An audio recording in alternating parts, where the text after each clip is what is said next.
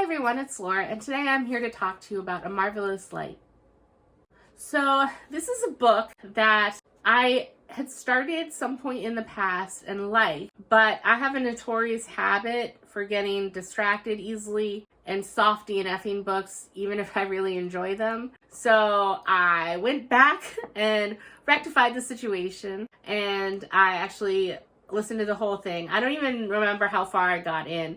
I wasn't very far in the first time I went through it, but I love this book. This book is about Robin and Edwin, and basically Robin, I think he's officially a baron, and he only recently inherited the title when his parents passed away, and he's in charge of his younger sister, and I believe they said that it was 1908, so this takes place in the UK, and his parents were very extravagant in kind of the worst way possible. They liked rubbing their wealth into other people. They didn't think about long-term success or how to set up the best life for their children. They basically kind of live beyond their means. So now Robin, he is basically trying to figure out how to provide a life for him and his sister, and he has a government job. But because his parents were kind of awful, the person in charge of his assignments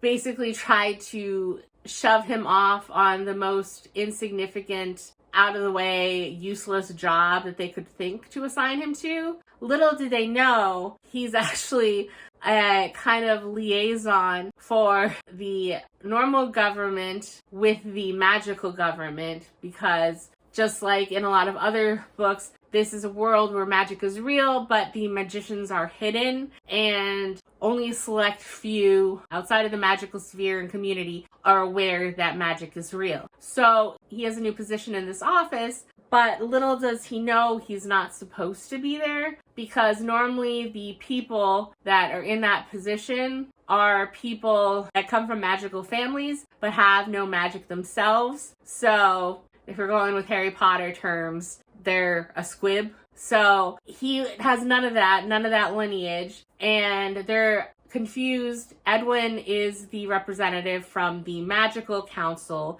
that is there as kind of a liaison. And he is asking, well, where's Reggie? Because Reggie was the old guy that had Robin's job. He's been missing for a few weeks, and he's shocked to see that Robin is there as a replacement, and he has no knowledge of anything. And then he asks over, like, well, where's this guy? Because the guy that's supposed to assign that office knows about the requirements and shouldn't have let Robin get this job, but he is away on vacation, so someone else assigned Robert to this job. So it was a whole paperwork mix-up, and that leaves both Edwin and Robin in an uncomfortable situation. And the purpose of the office, like I said, is kind of a liaison between the magical and non-magical world. And Robin's primary function is to basically sift through the normal people reports and papers and everything to see if there's anything that is potentially magical that needs to be investigated.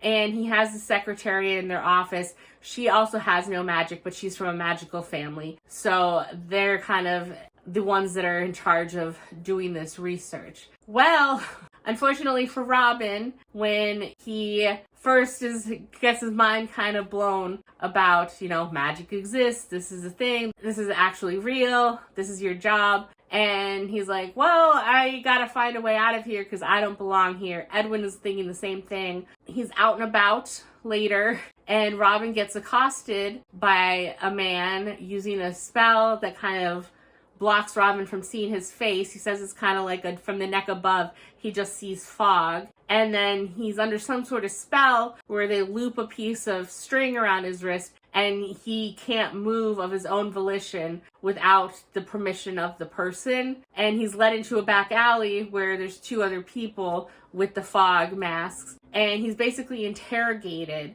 asking about where Reggie is, where's the contract? And Robin, of course, has no idea what they're talking about. And he tries to fight them off, which doesn't go well for him. And then he is marked and he has blinding pain. And then it's like he has a tattoo on his arm. So he brings it up to Edwin the next time he sees, like, what is going on? What was Reggie involved with? What is the contract? What are they talking about? And come to find out, the tattoo, it is growing over time. Periodically, he passes out from pain because it causes pain, and it's growing and things are getting worse. So it's like a curse mark of some sort. So now they have a new goal because he wanted to get out of there, but they can't send him back to the normal human world without getting this tattoo and this curse off of him. But Edwin's never seen anything like that, and he doesn't know what to do. And Edwin isn't particularly strong as a magician, just like in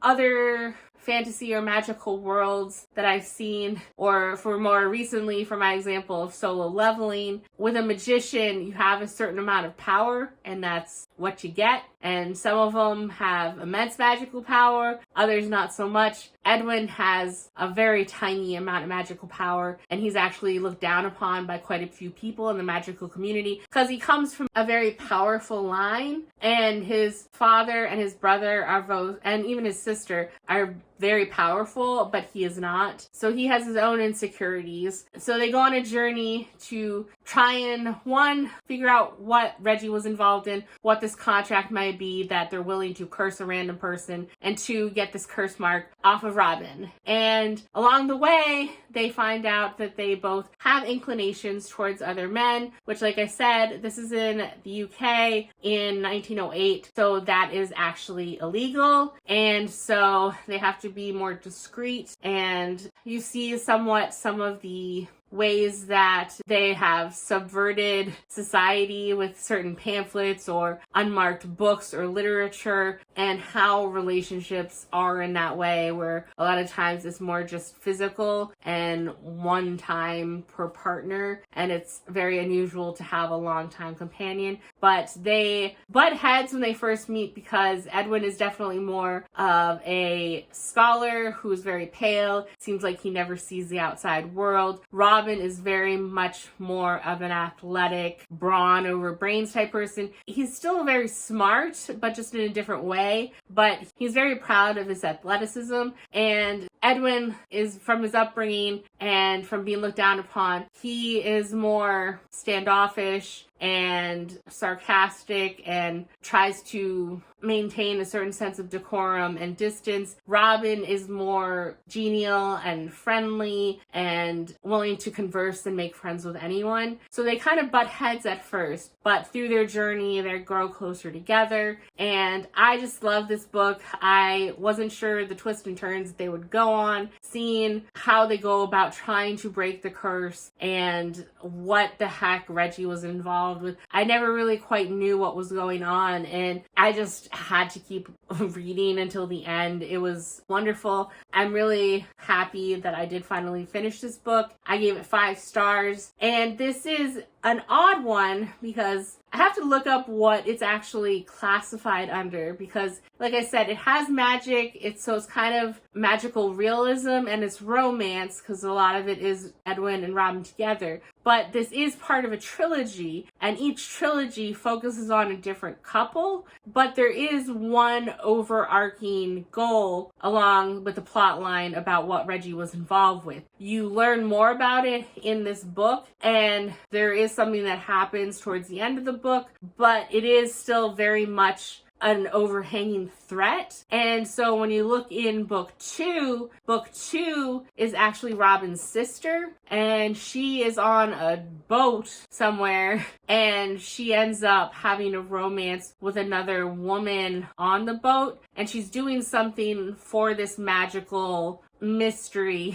that her brother is involved with. And then the third book is one of the characters that you meet that was an acquaintance of Edwin in this book, and him and someone that I don't believe we met in this book is book 3. So I'm really intrigued by the setup of this trilogy, where there is, like in a lot of different fantasy books, a kind of overarching plot and problem, but then there are individual romances. I've obviously only gotten back into reading, really reading, in the last 10 months or so, so things might have changed very much over the years, but I've never heard of a trilogy or book kind of set up like that. And so I don't know if this really classifies as maybe like a romantasy, because I don't really read much romantasy, so I don't know if more of those books are this type of thing, but it definitely seemed more like a magical mystery with romance on the side here, which is a balance that I really liked, and it worked really well for me. So I gave this a 5-star, and I'm really excited to